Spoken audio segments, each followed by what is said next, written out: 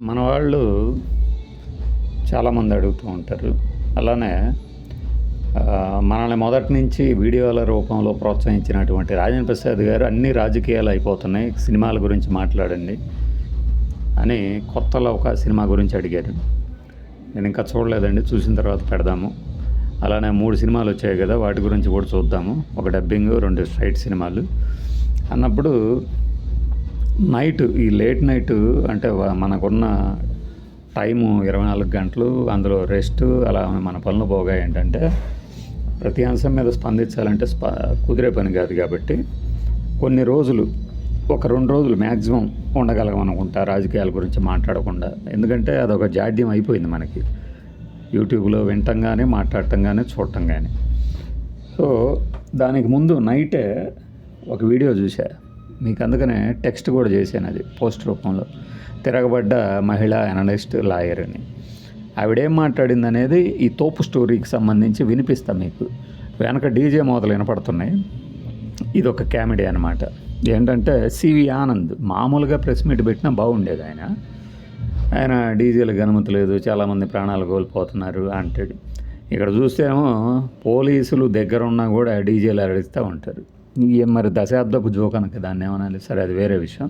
మీకు రాత్రి చెప్పింది ఇప్పుడు వినిపించిపోయే ఆడియో కొద్దిగా జాగ్రత్తగా వినండి. ఏ సంవత్సరంలో మీరు సుగాలి పెద్ది గారి తల్లితో కలిసి మీరు ధర్నా చేయాలి అని అనుకున్నారు అనేది చాలా ఇంపార్టెంట్. ఒకసారి మీరు దానికి రెస్పాండ్ అవ్వరా రామకృష్ణ గారు? రజనీ గారు, మేము కర్నూలు పట్టణంలో ర్యాలీకి ఈమె చాలా బోల్డ్ అనమాట. బోల్డ్ అంటే బోళా మనిషి పాపం. ఆ డిస్కషన్ ఆమెను పిలిచింది జగన్మోహన్ రెడ్డిని విమర్శించడానికి, పవన్ కళ్యాణ్ చాలా గొప్పవాడు అని చెప్పిస్తానికి. వాస్తవానికి ఆమె జనసేన మహిళా విభాగమే అయినా కూడా చూడండి.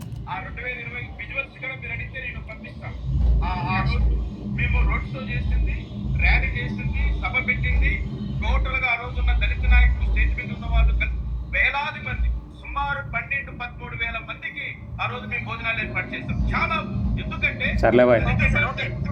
దళితుల పైన జరుగుతున్నటువంటి అక్రమాల పైన మేము ఆ రోజు మేడం మాట్లాడాక మరి మీ దగ్గరికి వస్తాను సార్. మేడం మాట్లాడగానే మీ దగ్గరికి వస్తాను నేను.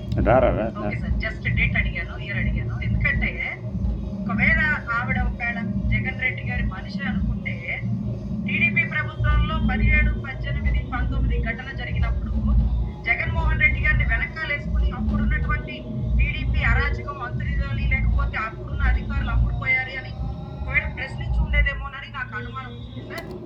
చూసారా, ఈవిడ ఇలా మాట్లాడుతుంటే మన యాంకరుడి మొహం కత్తి వేడికి నెత్తురు చుక్కలేదనమాట. చూడండి కావాలంటే. ఆవిడ 20లో బయటకు వచ్చింది, 20లో మీ సహాయాన్ని అందించింది, 21లో బయటకు వచ్చింది, పవన్ కళ్యాణ్ గారి సహాయాన్ని అందించింది. ఆ టైంలో వాళ్ళు మీకు అవకాశం ఇవ్వలేకపోవచ్చేమో, పవన్ కళ్యాణ్ గారికి అవకాశం ఇచ్చి ఈయన హీరో అయిపోయారు. పవన్ కళ్యాణ్ గారికి అవకాశం ఇచ్చారు అని పవన్ కళ్యాణ్ ఫాలోవర్ ఈ లాయర్ గారు అంటుంటే వీళ్ళకేం ఫీజులు పోతున్నాయి. అయితే జగన్ రెడ్డి గారు జీరో అయిపోయారు. ఇంకొకటి ఏంటంటే, అప్పుడున్న టైంలో జగన్ రెడ్డి గారిని పవన్ కళ్యాణ్ గారు ఒకటే మాట అన్నారు, ఆడబిడ్డకి న్యాయం చేయలేక ఒక పసిబిడ్డని, 14 ఏళ్ల పసిబిడ్డని మీరు ఉరేసి మీరు తారుమారు చేసేస్తారా సాక్ష్యాలు? వాస్తవానికి ఏమో కూడా తప్పు మాట్లాడేది ఏంటంటే, జగన్మోహన్ రెడ్డి హయాంలో కాదు కదా అది జరిగింది అంటూ చాలా గర్జించారు సార్. ఆ గర్జన ఎంత గొప్పగా ఉందంటే, నిన్నటి రోజు ఒక అమలాపురం జడ్జి గారు, స్టిల్ ఈ వాజ్ జడ్జ్ ఆల్సో, ఆయన ఒక ఆడబిడ్డలకి ఏదో అన్యాయం జరిగిందని ఆయన నాకు ఫోన్ చేసి, అమ్మాయిని కళ్యాణ్ గారి దృష్టిలో పెట్టండి అమ్మా. చూసారా, ఇంకా అమాయకులు నమ్ముతున్నారు. ఎక్కడ ఏదో జరిగితే కళ్యాణ్ గారి దృష్టిలో పెట్టండి, ఆయన చూస్తాడని అన్నారట ఆ స్పందన చూసి. సార్ మీరు జడ్జి మీరే అడుగుతున్నారేంటి సార్ అంటే, వారికి ఒక నమ్మకం కళ్యాణ్ గారు అంటే మరి ఆ నమ్మకం ఉందా ఇప్పుడు కూడా? శుద్ధిగా నిలబడతారు, చిత్తశుద్ధిగా. ఆయనకి తన మన ఉండదండి, అలా ఉండదు. కాబట్టి 2014 నుంచి 19 వరకు కలిసి ఉన్నప్పుడు అమరావతి రాజధాని రైతులకు ఇబ్బంది. కరెక్టేనమ్మా, అమరావతి రాజధాని రైతులకు ఇబ్బంది వచ్చినా మాట్లాడారు. మరి 17లో జరిగిన దాన్ని 19 దాకా ఎందుకు మాట్లాడలేదు? ఈ లాజిక్ అరుణ్ గారు మిస్ అయ్యారు. సరే, వచ్చిందని మళ్ళీ రాజధాని రైతుల వైపు నిలబడి అప్పుడు ప్రభుత్వాన్ని ప్రశ్నించి ఆ ప్రభుత్వంలోంచి వైదొలిగారు. మళ్ళీ 2019, 2025 మధ్యలో అమరావతి రైతులు నలిగిపోతుంటే కట్టెలు ఇది అదే సొంత డబ్బా. మళ్ళీ ఆ రైతులకి ఇంటికి న్యాయం ముఖ్యం కంటే ఆడబిడ్డల్ని ఆదుకోవడానికి నా అన్న కృష్ణుడని మేము నమ్ముతాం. Yes. ఎందుకంటే ఈ కేసు తీసి పైకి లేపితే మనకి రాజకీయంగా బాగుంటుందన్న. ఒక ఆడబిడ్డ అంటే పొద్దు తల్లి తప్పు ఆడబిడ్డల జోలికి పోకూడదు, ఆడబిడ్డలకు అన్యాయం జరిగితే మనం ప్రశ్నించాలి అని నేను పార్టీలో జాయిన్ అయిన రోజు నాతో ఎదురుగా 40 నిమిషాలు కూర్చున్నప్పుడు నా అన్న చెప్పిన ఒకే ఒక్క కేసు చూసారా? సుగాలి ప్రీతి కేసు. తల్లి నువ్వు కూర్చున్న ప్లేస్ లోనే కూర్చుందమ్మా. అమ్మా మనకి ఆయుధం లేదు అంటే అధికారం లేదు, మనం ఏమీ చేయలేకపోతున్నాం తల్లి. అధికారం వచ్చాక న్యాయం చేయాలి, ఇది గుర్తుపెట్టుకోవాలి మనం ఖచ్చితంగా.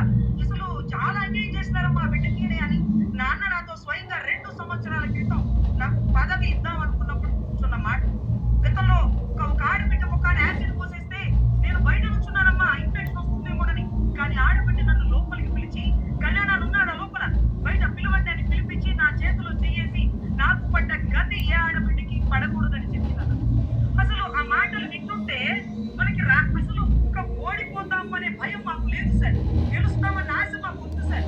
అప్పుడు మేమంతా పోరాటం ఆడబిడ్డల పక్షాన్ని నిలబడడంలో Yes. నాన్న ఎప్పుడూ అన్యాయం చేయడు సార్. ఆ సుగాలి ప్రీతి తల్లికి కూడా తెలుసు, అందుకే సంవత్సరం ఉపేక్షించింది. ఇక్కడ వినండి క్లియర్గా. ఇప్పుడు కూడా బయటకు వచ్చినప్పుడు బాధలో కొంత అంటారు సార్. గాంధారి కూడా సెకులు వేసిన పాచికల వల్ల చూసారా? ఆమె జనసేన పార్టీ తరపున ఉన్నా కూడా ప్రీతి సుగాలి తల్లి గారి తరపున ఎలా మాట్లాడింది చూడండి. నేను రాత్రి మన పోస్ట్ పెట్టినప్పుడు చాలామందికి అర్థమై ఉండదు. తన కొడుకులు మొత్తం చచ్చిపోతే కృష్ణుని శ్రీచక్రంతో కులం మనకు అనవసరం సార్, మనం రెట్లు కూడా న్యాయం చేస్తాం. కుల రహిత పార్టీ జనసేన పార్టీ కాకపోతే అని ఈవిడ అనుకున్నారు. మనిషి అయ్యి ఉంటే నా డౌట్ చూడండి కీన్. పవన్ కళ్యాణ్ గారికి అవకాశం ఇచ్చారు కాదు. ఆ ఒక్క కాన్సెప్ట్ లో అందరి గుండెల్లో ఆడబిడ్డల పక్షాన నిలబడి ఉన్నాడు నా అన్న. చూడండి ఇక్కడ చూడండి ఇంటర్ఫియర్ అవ్వటానికి వస్తుంటే ఆవిడ మాకు అర్థమైంది అన్నారు. విన్నారో లేదో? ఇక్కడ పవన్ కళ్యాణ్ గారి ఎంట్రీ తర్వాత మా ఎంట్రీ జరిగింది. అక్కడ అబ్బా పవన్ కళ్యాణ్ గారు 2019 అక్టోబర్ నవంబర్ లోనే ఈ విషయాన్ని భారీగా ఈ ఎంట్రీ కాదు నాన్న.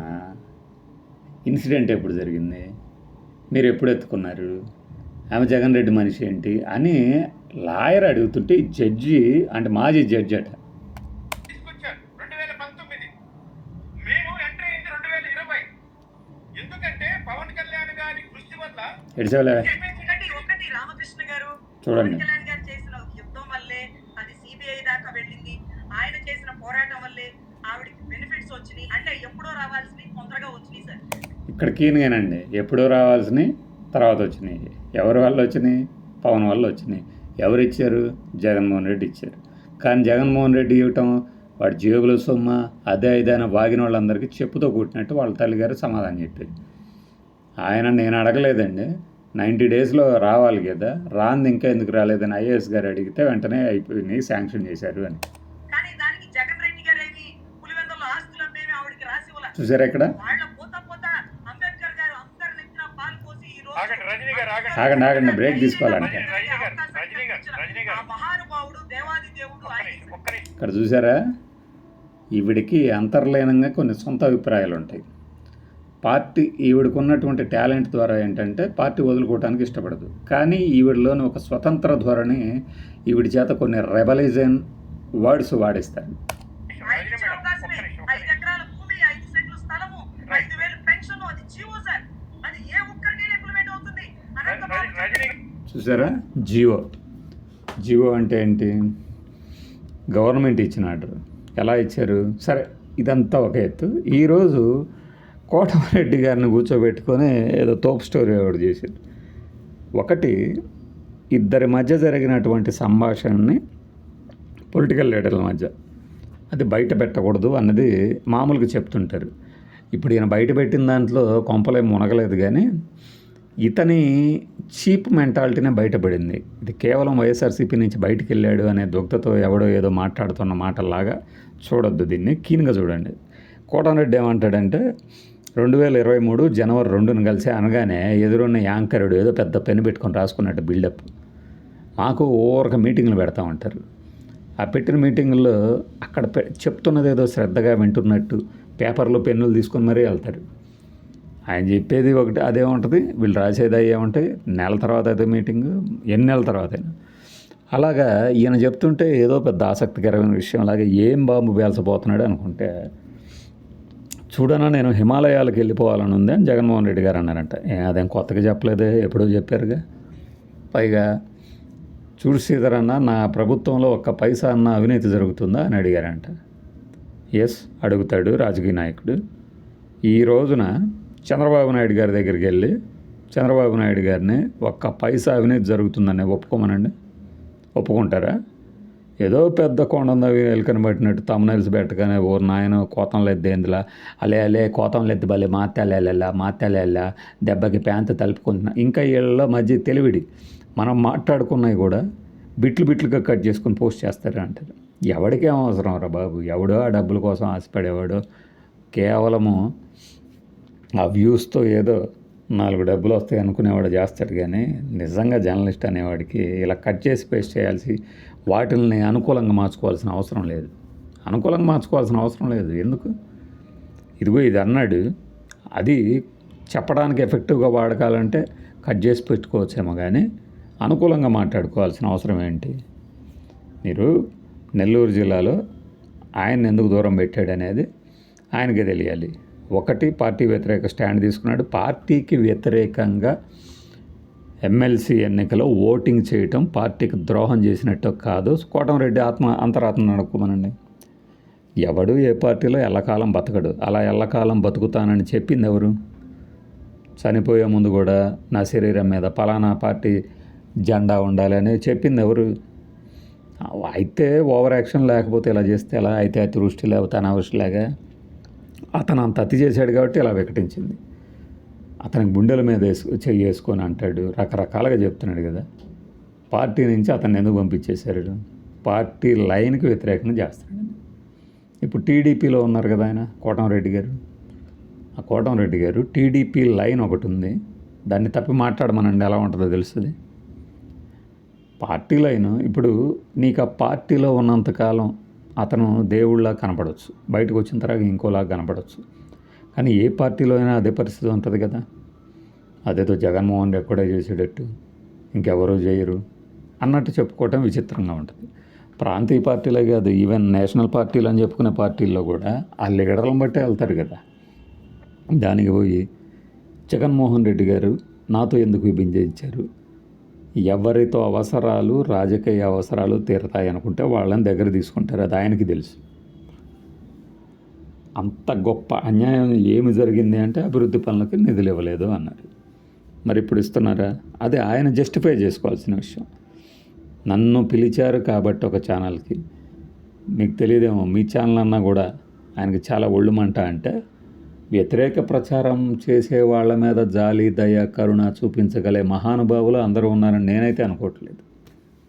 అలా ఉండాలా వద్దా అనేది నేను చెప్పలేను. కానీ నీచమైన ప్రచారం చేస్తున్న వాటి మీద అత్యంత స్నేహ అభిమానాలు, ఆదరాభిమానాలు చూపించే దయాద్ర హృదయాలు ఈ కాలం రాజకీయాల్లో లేరు. పైగా ఇలా గిట్టని ఛానల్ని బ్యాన్ చేయడం అనేది మొదలుపెట్టిందే మన చిన్నబాబు గారు. ఒక వ్యక్తి తనకు వ్యతిరేకంగా డిస్కషన్లు చేస్తున్నారని చెప్పేసి ఆ వ్యక్తిని తీస్తే కానీ ఈ ప్రసారాలు మళ్ళీ రావు అని చెప్పేసి ఆంధ్రప్రదేశ్లో మొదటిసారిగా ప్రవేశపెట్టింది ఆ చరిత్ర ఆనవాయితీ ఆయనే కదా. మరి అది వదిలేసేసి మీ ఛానల్ అంటే ఆయనకి బరే ఒళ్ళుమంట. అంటే గతంలో ఎందుకు బాగా పడింది, ఇప్పుడు ఎందుకు పడలేదు? వాళ్ళు చేసింది వీళ్ళకి నచ్చలేదు, ఈయన చేసింది వాళ్ళకి నచ్చలేదు, అంతే. ఇందులో ప్రజాపయోగం అనే ఒక కాన్సెప్ట్ని చచ్చినా ఇరిగించొద్దు. దానికి ఎవరు పెద్దపేటయ్యారు? కేవలం స్వప్రయోజనాలే అంతే, ఏ పార్టీ అయినా. అది కాదు మావాడు మంచోడు, మావాడికాయ డాషోడు అంటే కుదరదు అసలు. అలా నిన్న మీకు ఆడియో వినిపించాలనుకుంది. అది ఇంకా ఆమె చాలా బాగా మాట్లాడింది. ఇద్దరికి తడిసిపోయి చెమటలతో దెబ్బకి డిస్కషన్ మూసేశారు. నాకు ఆవిడని అభినందించాలనిపించింది వెంటనే. అసలు ఏంటి ఇలా మాట్లాడుతుంది? ఎందుకంటే నేను ఆవిడది ముద్రగడ పద్మనాభం విషయంలో కూడా ముద్రగడ పద్మనాభం గారిని గౌరవంగా మాట్లాడాలి, మన పార్టీలోకి రాబోతున్నారు అని అప్పట్లో జనసేన వాళ్ళు లీకులు ఇచ్చారు. ఈవిడ ఆయనకు వ్యతిరేకంగా మాట్లాడింది. అప్పుడు కూడా ఒక బ్రేక్ తీసుకోవాల్సి వచ్చింది పాపం ఇతడే. అలా బోళా మనిషి అనిపించింది నాకు. సరే, అది వేరే విషయం. ఇప్పుడు కోదండరెడ్డి గారు ఏంటంటే, వైఎస్ఆర్సీపీ సోషల్ మీడియా నన్ను వెంటాడుతుంది అంటే, టీడీపీ సోషల్ మీడియా కానీ జనసేన సోషల్ మీడియా కానీ ఎవరిని వెంటాడవా కోదండరెడ్డి గారు చెప్పండి. చాలా సెటిల్డ్గా, చాలా నిర్భీతిగా నేను మాట్లాడుతున్నాను అని ఆయన అనుకోవచ్చు, శరీరంలోని తల కళ్ళు మాత్రమే కదిలిస్తూ. కానీ మనసు ఏం చెప్తుంది? నువ్వు నిజంగా పార్టీ నుంచి బయటికి రావాలనుకుంటే వచ్చేసేయి, పార్టీ సభ్యత్వానికి రాజీనామా చేసి నన్ను డిస్మిస్ చేయండి, నన్ను డిస్క్వాలిఫై చేయండి, నేను ఓటు వేయలేదు, నేను ఎమ్మెల్సీ ఓట్లు క్రాసింగ్ ఓటింగ్ చేయలేదు, అసలు ఎట్టా తెలుస్తుంది వాళ్ళకి? ఈ ముచ్చట్లు కాదు, నీ ఆత్మసాక్షికి తెలుసు నువ్వేం చేసావు. అలా ఒక పార్టీలో ఉండి వేరే పార్టీకి నువ్వు ఎలా వేస్తావు ఓటు?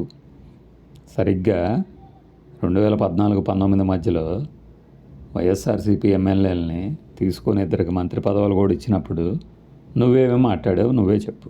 అదే పని నువ్వు ఎలా చేస్తావు? ఆ ప్రశ్నలకు సమాధానం చెప్తే చాలు. బై.